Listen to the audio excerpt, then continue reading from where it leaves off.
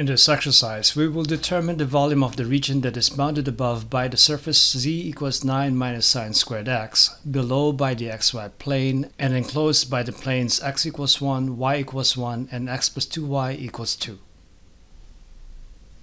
What we are seeing on screen is the image of the orange upper bounding surface z equals 9 minus sine squared x. This upper surface does look a little bit like a piece of corrugated roofing panel. The region whose volume we are going to find is also bounded by vertical planes. By vertical planes, we mean planes that are perpendicular to the xy plane. One such plane is the plane x equals 1, whose trace on the xy plane is parallel to the y-axis. Another bounding plane is the plane x plus 2y equals 2.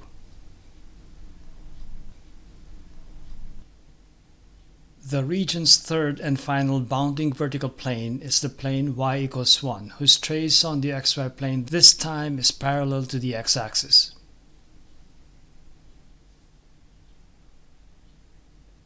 We view the solid straight down from above the xy plane.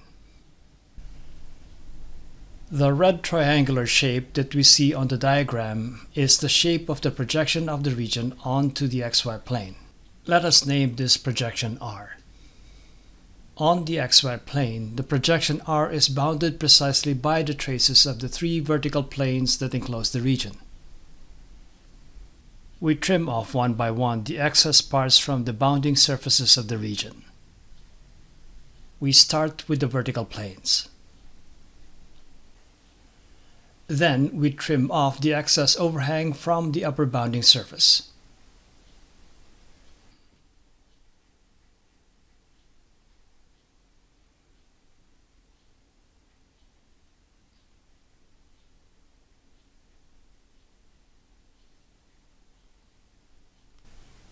If indeed the projection of the region onto the xy plane is the region R, then the volume of the region should be the double integral over R of f of xy dA. dA is the element of area, and in Cartesian or rectangular coordinates, dA is either equal to dx dy or dy dx. The integrand f of xy is the formula for the upper bounding surface. And so f of xy is 9 minus sine squared x. We are going to set up the volume integral in two ways. First, we use the element of area dx dy, which means that the first variable of integration is x, followed by integration with respect to y. Then we set up the volume double integral using the element of area dy dx, where y is the first variable of integration followed by integration with respect to x. For each order of integration, we need to set up the proper inequalities corresponding to the limits of integration.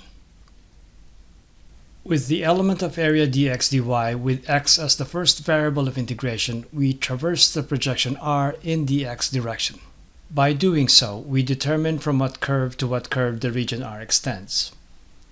And since x is the first variable of integration, we must have x in terms of y on whatever curves bound R in the x direction.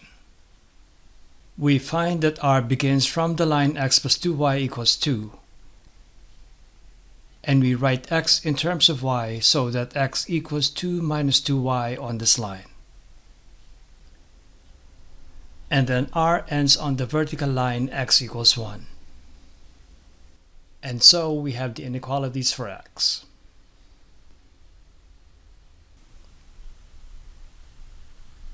For the inequalities for y being the last variable of integration, we only need to find the minimum and maximum values of y within R.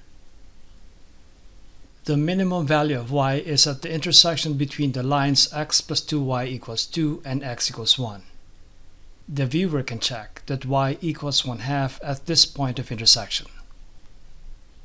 And the maximum value of y is on the line y equals 1.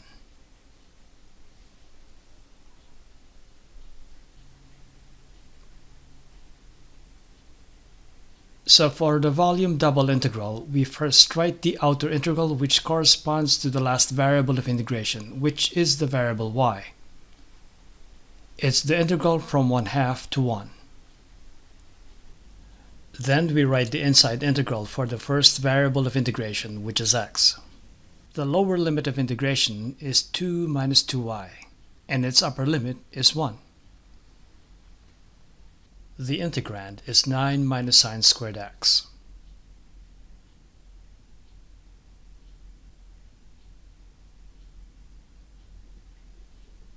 Now we set up the volume double integral using the element of area dy dx.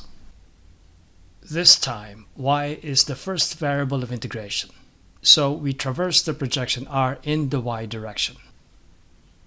Recall once more that it is curve to curve for the first variable of integration. In the y direction, r begins at the bottom boundary line x plus 2y equals 2, or where y equals 1 minus x over 2.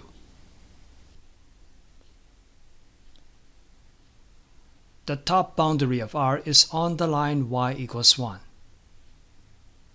And so 1 over x over 2 is less than or equal to y is less than or equal to 1. For the variable x, which is the last variable of integration, we find the minimum and maximum values of x within r. The minimum value of x is at the point of intersection between the lines y equals 1 and x plus 2y equals 2. The viewer can verify that x equals 0 at this point of intersection. And the maximum value of x within r is on the vertical line x equals 1. And we have the limits of integration for x.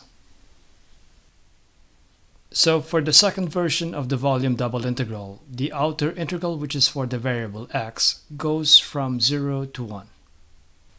For the inside integral, or for the first variable of integration, which is the variable y, the integral goes from 1 minus x over 2 to 1.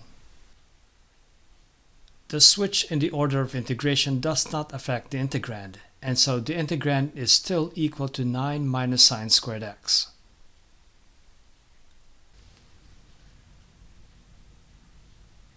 We leave it as an exercise for the viewer to carry out the integration whether by hand or by using a graphing calculator or by using a computer software. The volume is equal to 1 over 16 times the quantity 33 plus cosine 2 plus 2 sine 2. Up to 3 significant digits, this is equal to 2.15.